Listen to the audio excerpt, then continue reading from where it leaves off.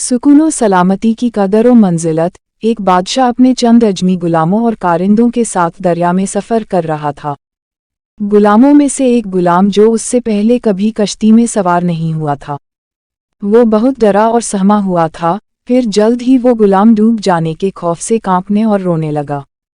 कश्ती में सवार बादशाह को उस गुलाम का डरना और रोना नागवार महसूस हुआ। उससे शाही मिजाज मुकद्दर होने लगा। साथियों ने उस शख्स को हौसला दिया और उसे खूब समझाया बुझाया, लेकिन उसका खौफ दूर न हुआ और वो बदस्तूर रोता रहा। और उस रोने धोने से बादशाह की तबीयत नाजुक मलोल व मुकद्दर होती रही।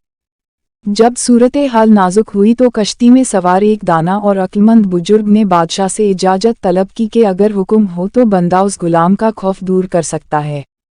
इस पर बादशाह ने उस दाना शख्स को फौरन ही इजाज़त दे दी।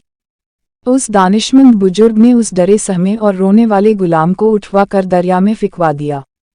अभी उस गुलाम ने चंद ही गोते खाए थे कि उस अक्लमंद शख्स ने कारिंदों से कहा कि अब उस गुलाम को दरिया में से निकाल लिया जाए। कारिंदों ने जल्द ही उस गुलाम को सर के बाल पकड़कर घसीट कर कश्ती में सवार कर लिया। वो गुलाम के जो ज़रा पहले रो रहा था, अब वो एक पुरसुकून शख्स और बाअमन मुसाफिर की तरह कश्ती में बड़ी खामोशी के साथ बैठ चुका था। गुलाम की खामोशी और पुरसुकून हालत को देखकर बादशाह ने उस हकीम बुजुर्ग से दरियाफ्त किया कि अब फरमाइए कि ये गुलाम किस हिकमत से खामोश और बेखतर है।